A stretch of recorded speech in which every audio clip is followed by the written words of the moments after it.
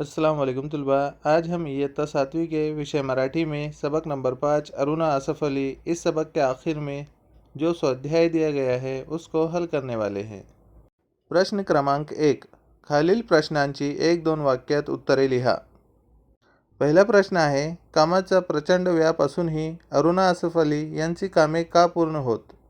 याचं उत्तर आहे, कोणतेही काम तत्परतेने, निस्वार्थी वृत्तीने व निश्चयी बाण्याने पार पाडण्याची जबरदस्त ताकद अरुणा आसिफ अली यांच्याकडे होती. त्यामुळे कामाचा प्रचंड व्याप असूनही त्यांची कामे पूर्ण होत. पुढचा प्रश्न आहे, देशाच्या स्वातंत्र्यासाठी अरुणा आसफ अली यांनी कोणता त्रास सहन केला?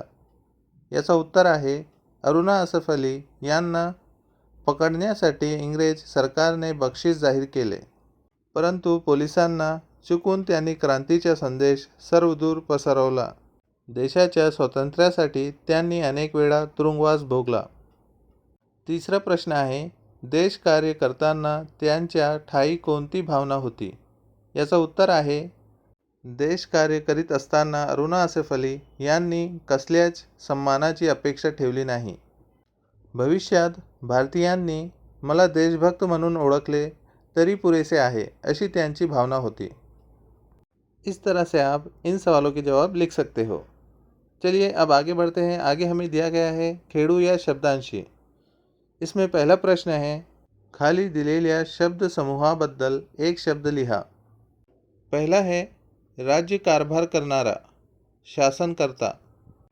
दूसरा है आंदोलन करणारे, आंदोलक। तीसरा है क्रांति करणारे, क्रांतिकारक। चौथा देशभक्ति करनारा, देशभक्त। इस तरह से आपको शब्द समूह के बदले एक शब्द लिखना है। चलिए अब आगे बढ़ते हैं। आगे दिया गया है, वाचा समजून घ्या। पहिला 25 वर्षे रौप्य महोत्सव। दूसरा 50 वर्षे स्वर्ण महोत्सव। तीसरा 75 वर्षे अमृत महोत्सव। चौथा 100 वर्षे शतक महोत्सव। यहाँ पर हमें 4 चीज़ें बताई गई है और हमें कहा गया है कि इसको समझिए। पहला है 25 वर्षे रौप्य महोत्सव, यानी किसी भी चीज़ को जब 25 साल कंप्लीट हो जाते हैं, मुकम्मल हो जाते हैं, तो उस साल रौप्य महोत्सव मनाया जाता है। दूसरा 50 वर्षे, अगर किसी चीज़ को 50 साल कंप्लीट हो जाते हैं तो हम स्वर्ण महोत्सव मनाते हैं। तीसरा 75 वर्षे अमृत महोत्सव, अगर किसी चीज़ को 75 साल मुकम्मल हो जाते हैं तो हम अमृत महोत्सव मनाते हैं। मिसाल के तौर पर इस साल की यानी 2022 की 15 अगस्त। इस साल हमारे देश को आज़ादी मिले कुल 75 साल मुकम्मल हो चुके हैं, इसलिए हमने आज़ादी का अमृत महोत्सव मनाया है।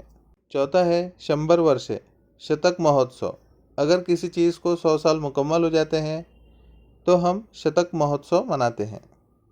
चलिए अब आगे बढ़ते हैं। आगे दिया गया है, माहिती मिळवूया।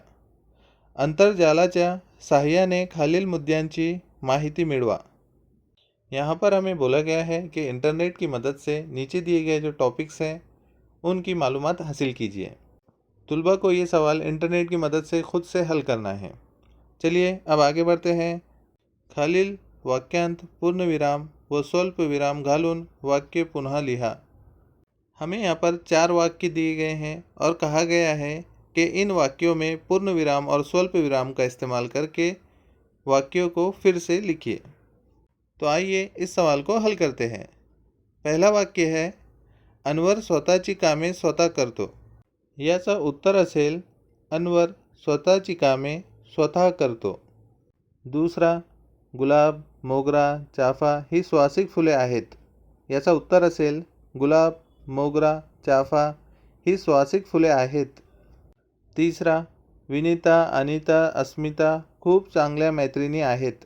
याचा उत्तर असेल, विनीता, अनिता, अस्मिता खूप चांगल्या मैत्रिणी आहेत। चौथा, अजय, सुरेश, अंकुश मैदानावर खेळायला गेले। याचा उत्तर असेल, अजय, सुरेश, अंकुश मैदानावर खेळायला गेले। इस तरह से आपको वाक्यों में पूर्ण विराम और स्वल्प विराम इस्तेमाल करना है। चलिए आगे बढ़ते हैं। आगे हमें दिया गया है, आम्ही सूचना फलक वाचतो। यहाँ पर हमें एक सूचना फलक दिया गया है, हमें उसे अच्छे से पढ़ना है और फिर उस पर पूछे गए सवालात के जवाबात लिखना है। वरील सूचना फलकाच्या आधारे खालील प्रश्नांची उत्तरे लिहा। पहिला प्रश्न आहे, सूचना कशाच्या संदर्भात आहे? याचा उत्तर आहे, मोफत आरोग्य तपासणी शिबिरासंदर्भात ही सूचना आहे। दुसरा प्रश्न आहे, मोफत आरोग्य शिबिर कोणत्या ठिकाणी घेण्यात येणार आहे? याचा उत्तर आहे, मोफत आरोग्य शिबिर जनता वसाहत वाकडेवाडी येथे घेण्यात येणार आहे। तिसरा प्रश्न आहे, कोणत्या तारखेला आरोग्य शिबिर आयोजित करण्यात आले आहे? याचा उत्तर आहे, 6/9/2017 या तारखेला आरोग्य शिबिर आयोजित करण्यात आले आहे। चौथा प्रश्न आहे, कोणाच्या वतीने आरोग्य शिबिराचे आयोजन करण्यात आले आहे? याचा उत्तर आहे, आरोग्य विभागाच्या वतीने आरोग्य शिबिर आयोजित करण्यात आले आहे। इस तरह से आप ये सवाल हल कर सकते हो। चलिए आगे बढ़ते हैं। आगे दिया गया है, आपण समजून घेऊया। खालील वाक्य वाचा। पहिला, आईने आज काय स्वयंपाक केला आहे? दुसरा, आजीने नीताला कोणता सल्ला दिला? वाक्यात जेव्हा प्रश्न विचारलेला असतो तेव्हा वाक्याच्या शेवटी असे चिन्ह देतात, या चिन्हाला प्रश्न चिन्ह म्हणतात। यहाँ पर हमें बताया गया है, अगर किसी वाक्य में प्रश्न पूछा जाता है तो उस वाक्य के आखिर में इस तरह का चिन्ह लगाया जाता है, इसको प्रश्न चिन्ह कहते हैं।